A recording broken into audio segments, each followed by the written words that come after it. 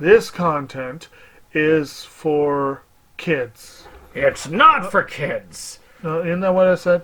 No, it's not for kids. If you are 13 years or younger, this is not for you. Do I have to kill somebody in order to actually make that point across? No, man, you don't have to kill Wait no a one. second. Oh, no.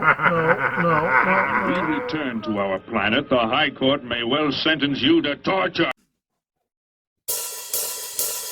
He likes movies, we like movies. SeptumSin versus the world. SeptumSin versus the world. SeptumSin versus the world. SeptumSin versus the world. I'd buy that for $1. Greetings! You're watching SeptumSin versus the World. I'm SeptumSin. This is Kotobukijake. And we're here to show you what we got. Show me what you got. I want to see what you got. Oh boy. So, of course, right here, we have some new additions to the family here at SeptumSin versus the World. We've got Blanche right here, and Jake's got Rose. There's an Anderson underneath. But right now we've got them kind of secluded. They're only 2 months old, so we got to keep them safe. But eventually they're going to be joining us, probably disrupting our videos like everybody else. But until then, we're going to take a brief break. When we come back, we're going to give you some regular pickups. Well, we're back. I hope you've enjoyed that little kitten presentation. But that was my pickup. So let's see what Jake has to pick up here. Okay. So, we're going to start off with one I got from him.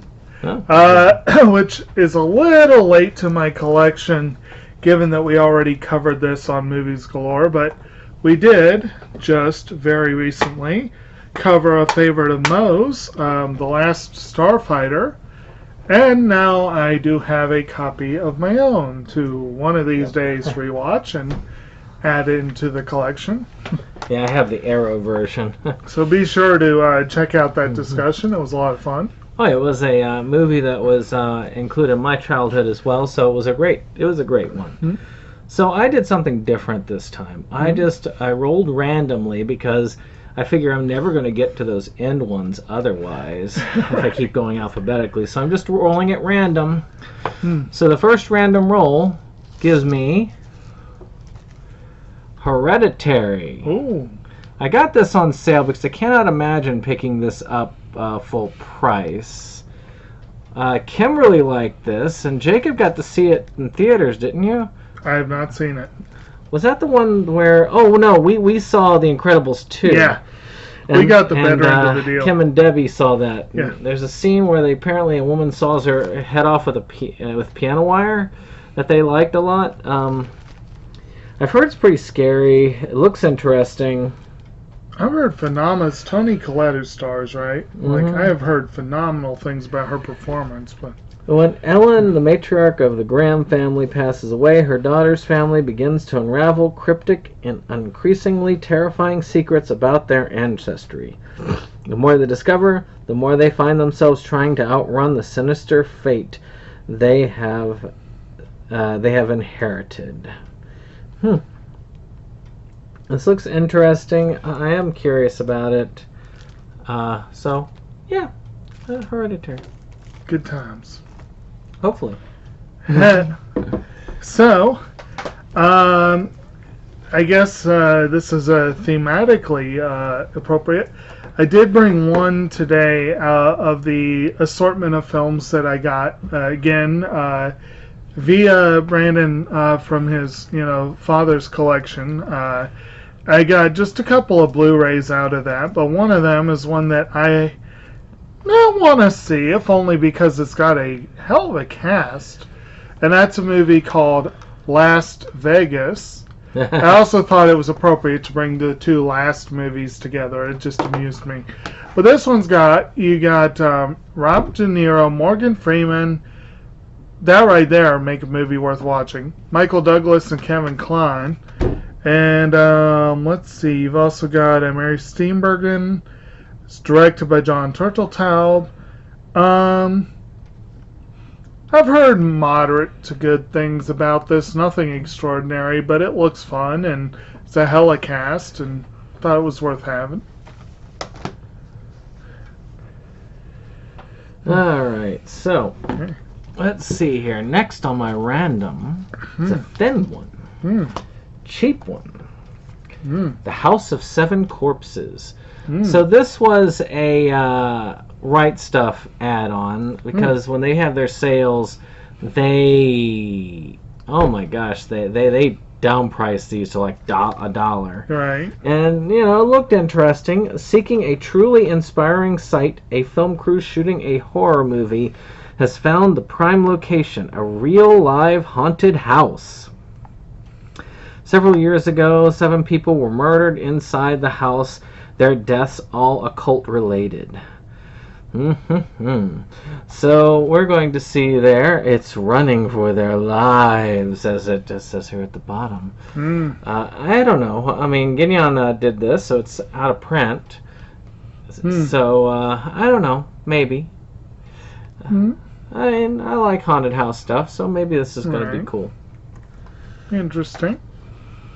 Alright, next up we got one of those 2-packs Disney likes so much to put out that amazingly enough, I'm not sure how, but I think I'm correct in saying that I did not have either of these films. And this was a rather cheap add-on. I mean, it was not expensive at all. And I gave in. I let Disney send me one of their, director's choices or whatever. But I wanted to put a few add-ons on there to make it feel like a better deal. But this was a good one. And that is the 2-movie collection, Father of the Bride and Father of the Bride Part 2. Kim loves those. Which feature Steve Martin and also Diane Keaton, Martin Short. I think Kimberly Williams plays the daughter, right? And then you've Karen Culkin's in the second one, apparently. But they are fun movies. I have not seen them for a while, but I have seen them before. Actually, and when I was in high school, they did this play as one of our high school plays. Oh, wow. But it's a fun couple of movies, and it was not expensive, and I really can't believe I didn't have it in the collection. So there we go. All right, so my other one on a random note is The Lion King 2, Simba's Pride. So What Movie 1 was offering up both of these relatively cheaply. Normally I'd have just gotten these off of the Disney Movie Club sale, but I don't know if they're still in print on this end. But, I got them both together for, I think, $20, and they're reasonably okay condition. I was curious enough about it to go ahead and get this so I can have all 3 of the films on Blu-ray. I've never seen the other 2, but I've heard they're decent. So, there. Have you seen the second one? I have seen The Lion King. I haven't bothered with any of the sequels. I've heard that the sequels, it depends on the series. I've heard the sequels to those are not terrible. I've heard mostly decent things. Now, speaking of Disney sequels, one that was a much higher priority, much higher profile film, in part because this was a sequel that came out many, many, many, many years after the original. But I thought it was quite good, actually, and that was the movie Mary Poppins Returns. Still haven't seen it. Which features Emily Blunt in the titular role of Mary Poppins. There's a few bonus features on there, kind of the typical assortment for your first-run Disney film. Got Lin-Manuel Miranda in essentially the Dick Van Dyke role. I don't remember if I don't think he plays the same character, but it's basically the same kind of role. It's a fun movie. Obviously much more updated in its effects and whatnot than the original Mary Poppins, but it was quite fun, and glad to have that one. Well, my next random, which one will it be? The bag. All right, this is one I got on Dustin's recommendation a while back on a sale called Rawhead Rex. I got this back when it was on sale a while back. It was written by Clive Barker, so you know what kind of film this is going to be. For kids. I actually watched, this is a Kino release, by the way. Yeah, it's a nice looking release for them. But I want to say this one might be out of print. A lot of special features, too. Yeah, especially for a Kino release. So I went ahead and I got it. Well, it was relatively cheap, and I'm glad I have it. One day, we're probably going to cover this on Inside Movies Galore, which is why I'm glad I have it. So I look forward to seeing it. I don't know much about it, but yeah. Right. Actually, I think a lot of the ones that I'm doing could eventually show up on Movies Galore, but Lion King 2. obviously that one. So a film that Disney Movie Club frequently will do their director selection or whatever. They will usually pair it with something. And this one I debated because this film has been released several times in several different forms. I don't think I actually have it. Part of the reason why is that I didn't really know if I wanted to bother with the sequel. And the 2-pack with the sequel is usually easier to get. And I don't want to really waste a lot of space if I do decide down the road. And then, of course, the live-action one came out, and it's like, I don't want to waste a spot for the live-action one, which I'll have to get. But in the end, I decided this movie does deserve to stand on its own without being saddled with a lesser film. I've heard that sequel was terrible. And that is the Disney's Mulan, which actually got a 4K release. I'm not sure that it will necessarily need 4K, but Disney usually does a good job with the restoration. So I'm looking forward to it. It's got a few bonus features. This was a good film. I kind of missed the boat when it came out. I've only seen it, I think, once. Oh, such a good film. It is one that I wanted to have. And like I said, whether or not I eventually get the others, I figured I might as well go ahead and give that one a good spot on the shelf. That's one of those that I can say for a fact, now that I've seen both, that I like that one much better than the live-action remake. The live action has its attractions and it has its flaws. But I'm not going into that because I've already done my rant a lot of times on that one. But let's see something else from the random grab bag. The unremarkable random grab bag. Oh, Teen Titans: Trouble in Tokyo. Nice. Now this was the movie that came after the end of the series. You all might see more Teen Titans later, but not tonight. I do need to get more of this. Like, I need to get the Teen Titans versus Teen Titans Go, because I think it's the only other one that shows these other than the series. There's also the Lost Episode Robin's Underworld Race Challenge, though I don't know if that's in the series collection. It's good to have it. But this I know is not in the series collection, so it's good to have. And I've heard a lot of things about this, and I have yet to see an episode. Really? But I've heard a lot of people love this series. So I will have to get in on it. Very nice. And now for something very similar, not at all different. Oh, yeah. Not at all. We have, strangely enough, a Disney Movie Club pickup. This was one of my add-ons, and it was actually pretty cheap. I think it was $9 or $10, which is not bad at all. And that is the film that did win some Oscars this past year, Nomadland. which very actually very cool film. It's definitely an overrated film, and I really don't think Miss McDormand, as much as I love her, she probably didn't deserve to win that Oscar. But Chloe Zhao, I'm not going to begrudge her that. That was an historic win. And actually, because that was an historic win, I had to have this film eventually. Oh, And like I said, it was not a bad price at all. So, good times. Oh, it is definitely going to be there in my collection eventually. I'm surprised you didn't jump on it when they offered it so cheap. I just didn't. I didn't see it at the time. But it's not. If Disney Movie Club offers it, I'm sure I will have another opportunity in the future. So this next one is very much a Disney film, and that is the animation Violence Jack. Now this is sounds good and kid friendly. This is the Discotek release, which tries to have restored some of the stuff that was cut, because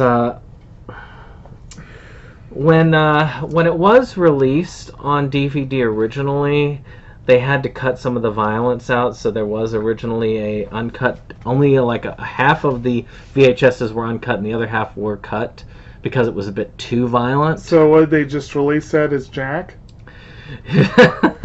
So this is supposed to be really nasty, really gory, really out there, and you've seen some of those gore-fest animes of the late 80s, early 90s. So I am curious about it. I've been curious. So 86. So cool vintage. I'll have to check it out. I had one 86. So my last one.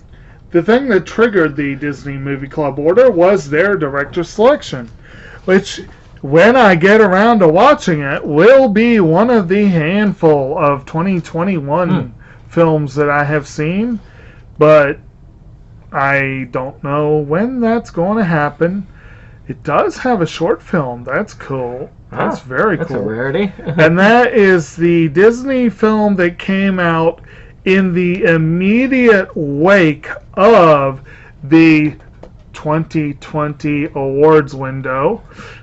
This came out like 2 weeks after that window, so it's clearly a 2021 release. And from what I hear, it will be probably one of the films to beat in the animation category, and that is a movie called Raya and the Last Dragon, which I will admit, from what I've seen of the animation, it looks pretty impressive. And there actually is a pretty decent number of special features, including that short film. And of course, this is a 4K release. I still don't have a 4K player, but we do now have a high-def television, so I might still be able to enjoy this in very nice look to it. So I'm looking forward to seeing this. I just have very, very, very, very limited access to the television right now, so it depends on who else I can convince to sit down and watch it. A Disney film isn't as hard to get. No, it should be easy enough. I look forward to it. Shoot, you could probably get Nomadland. You could probably get your mother to watch Nomadland. She wants to see this. It's my brother that's the issue.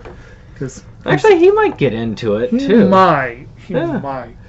Actually, I could see both your brothers getting into it if you get them in the right mood. I don't know. That just depends. It depends on the time. It does. So this other one is just as big. Now, I wanted to get this in the premium, but oh my god, the issues with the darn premium. Oh. They oversold the freaking premium, and now you can't get it anywhere for less than $500.